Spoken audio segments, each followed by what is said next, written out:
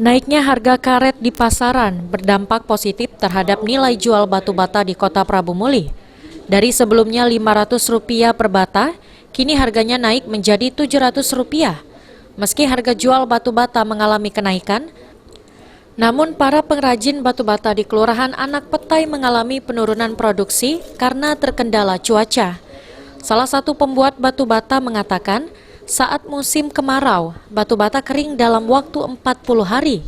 Sementara jika musim penghujan datang, prosesnya bisa memakan waktu hingga 3 bulan lamanya.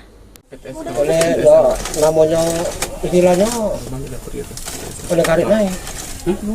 Iya, kalau karetnya anjlok bro. Tergantung dengan karet. Yang membangun kan banyak petani. Kalau istilahnya kalau bukan petani ya sulit. Hujan ini mempengaruhi produksi? Iya mempengaruhi karena ada jemur. Berapa persen Pak? Hah? Kalau biasanya kita makan sebulan setengah jadi 3 bulan. Makan waktu ini makan ya? Iya waktunya.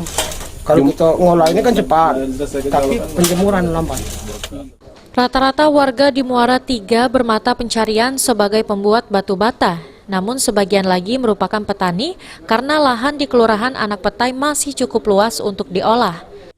Dan sini merupakan perekonomian mereka nih, sebagian.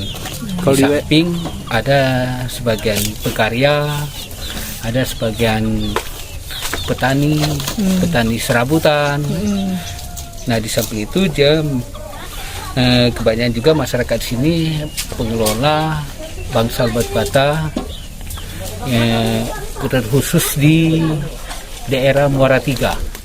Dalam sehari, satu tempat pengrajin batu bata atau bangsal di daerah Muara 3, Kelurahan Anak Petai bisa mencetak 200 buah. Jumlah tersebut akan menurun seiring mendekati Hari Raya Idul Fitri karena minat pembeli juga ikut turun. Beni Firdaus, PAL TV.